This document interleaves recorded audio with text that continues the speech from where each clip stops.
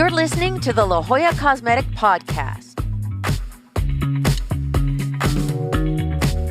Welcome, everyone, to the La Jolla Cosmetic Podcast. I'm your hostess, Monique Ramsey, and today I have Dr. Kiersten Riedler. She's back in the studio to give us an overview of eyelid surgery. Now, eyelid surgery is also called blepharoplasty, if you're fancy, and it's the fifth most popular procedure in the United States for plastic surgery. But you probably wouldn't know it, and that's because it isn't the most obvious thing once someone has had it done. So, Dr. Riedler, what do people look like after eyelid surgery when it's done well?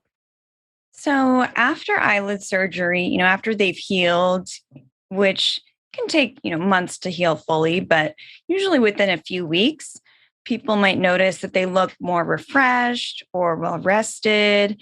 They look a little bit younger. So it's often fairly subtle results, but things where people might look at you and say, "Oh, you look good. What did you do? Or did you get some more sleep?" So, what are the most common reasons that people come to you? What are the things that they complain about when they are thinking about eyelid surgery? So often patients come to me for eyelid surgery because they are starting to notice age-related changes in their eyelids that make them look either tired, old, or sad when they don't feel tired, old, or sad. And so eyelid surgery can treat various issues in the upper and lower eyelids, such as loose or sagging skin that might create folds or wrinkles and make the upper eyelids appear kind of heavy, fatty deposits that might make the upper and lower eyelids look puffy, under eye bags, and just excess skin and wrinkles. What causes eyes to look old or tired? Is it just that extra amount of skin or the puffiness or all of the above? Well, it really varies from person to person. Every patient is going to have different age-related changes.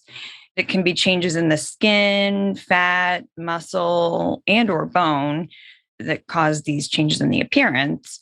So it's always a very individualized treatment. And so evaluating each person's specific changes is important, but generally, the excess skin or sagging skin is very commonly an issue, especially in the upper eyelids. That can be just because the skin is losing elasticity, but it can also actually be related to the eyebrow drooping and then causing the excess upper eyelid skin to kind of fold over itself. And then fat can be an issue in the upper and lower eyelids, more commonly in the lower eyelids.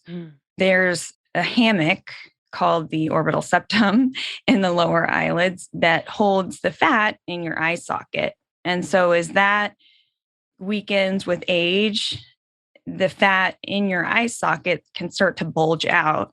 And then that can make your lower eyelids look really puffy. Oh. That can also happen usually to a lesser extent in the upper eyelids as well.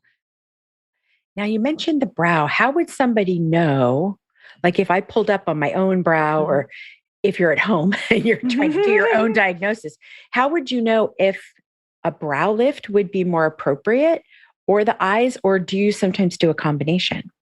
Yeah, so patients with concerns about the upper eyelids might be a good candidate for a brow lift or an upper eyelid surgery or both.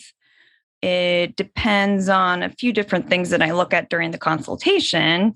One of those is just the brow position. So the normal brow position is either at or above the brow bone.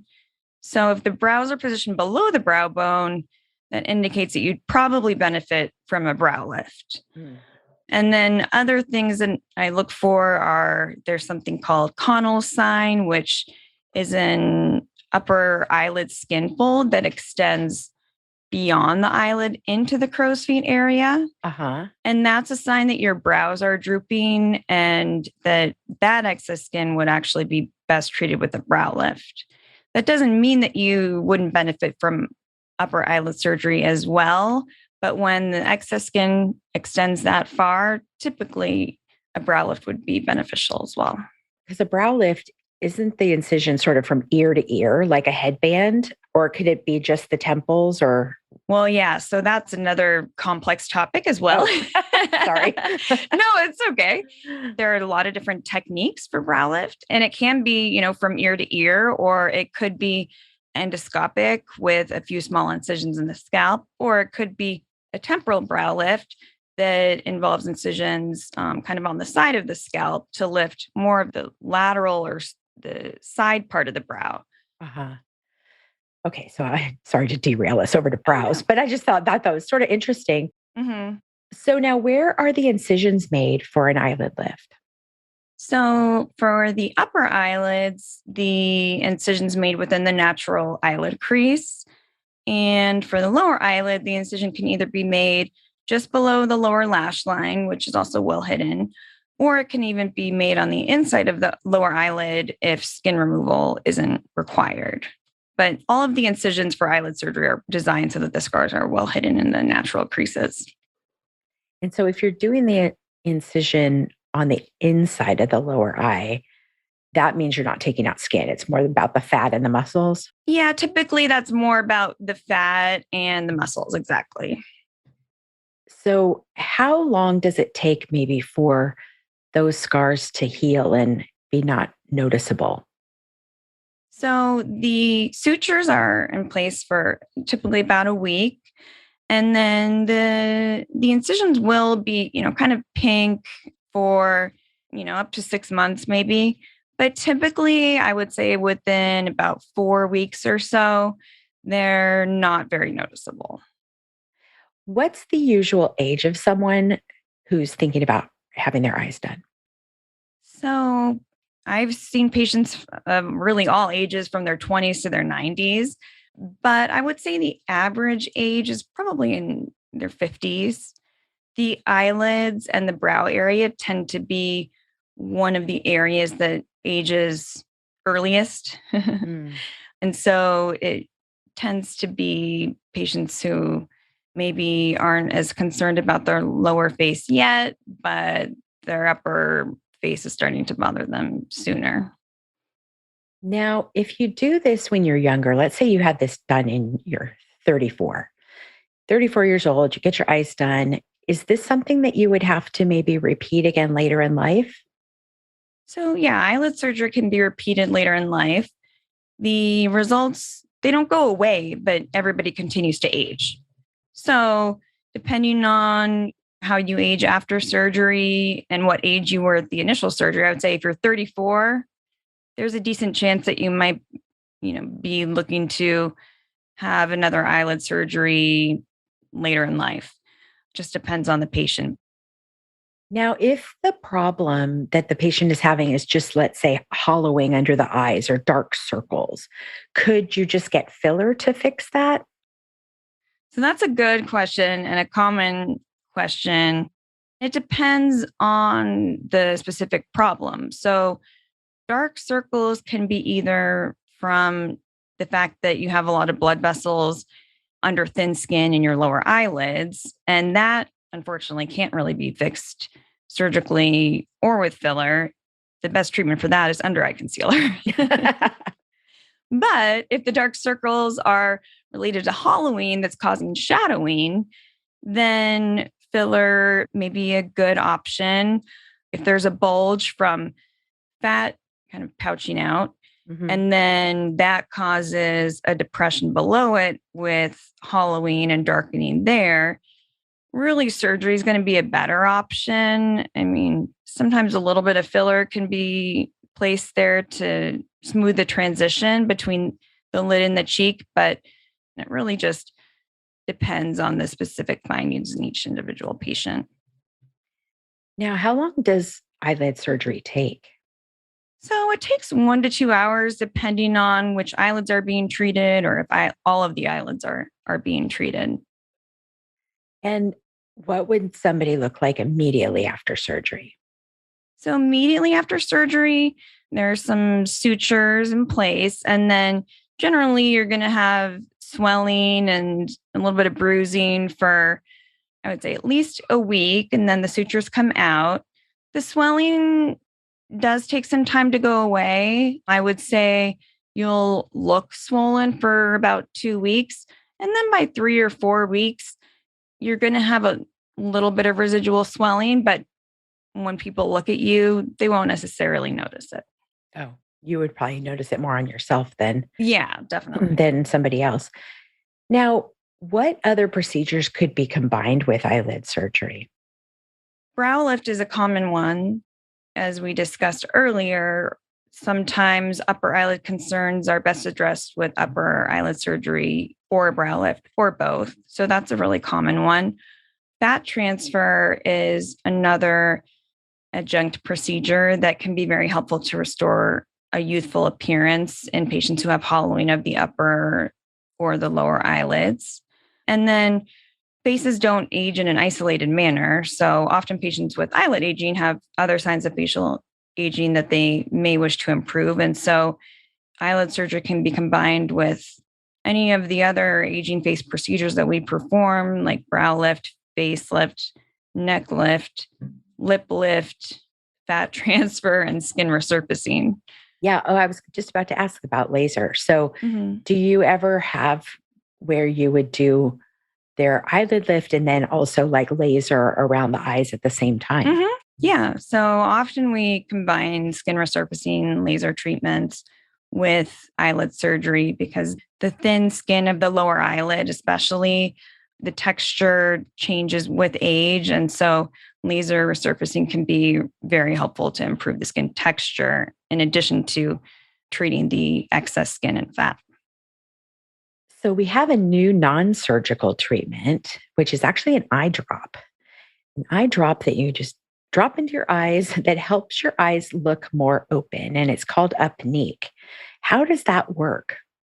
So that actually works by activating one of the eyelid elevator muscles in your upper eyelid. And you drop it in your eye and it activates that muscle to contract and lift your upper eyelid a few millimeters and makes your eye look more open.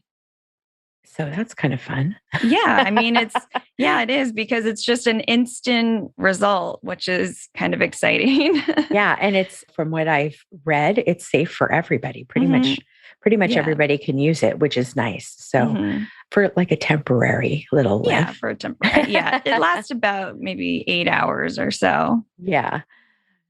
So we put all of our prices on our website, and for eyelid surgery, the range is about $7,000 to $10,000. And we have lots of financing options. And I think not everybody realizes that financing is really normal in in our Mhm. industry.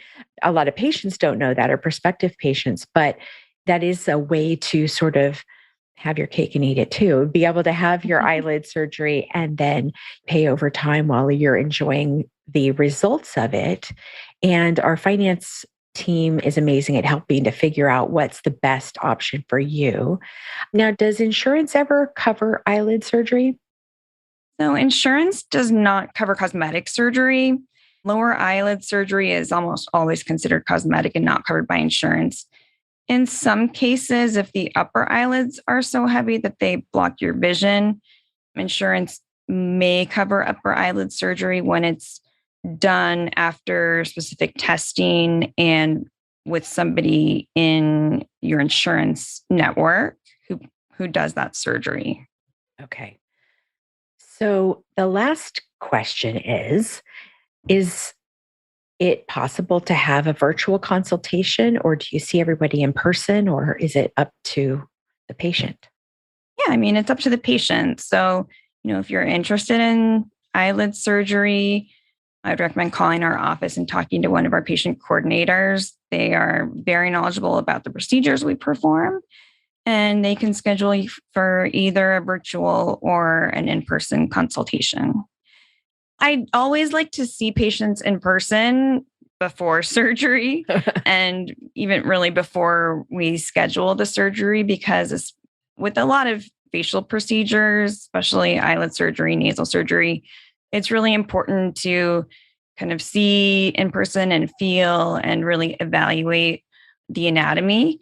But a virtual consultation, especially for patients who might not live locally, is always a great option as a first step too. Mm-hmm. So if you're listening today, we want to ask you for a special favor. If you love the La Jolla Cosmetic podcast, hopefully you've learned something from it, or if it's helped you make a decision, please tell your friends, share it with your friends, and write a review of our show on Apple Podcasts or Good Pods or wherever you're listening.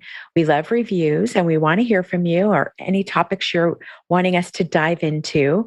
And if you have any questions, look in the show notes. We have links for how to schedule an appointment, for financing information, reviews, and then you'll find links to those before and after photos of all our surgeons' beautiful work. And it is helpful, I think, to see those before and after photos to see what a person started with and how it ended up. So thank you, Dr. Riedler. It was very fun to talk to you this morning, and we will see you next time. Great. Thanks so much.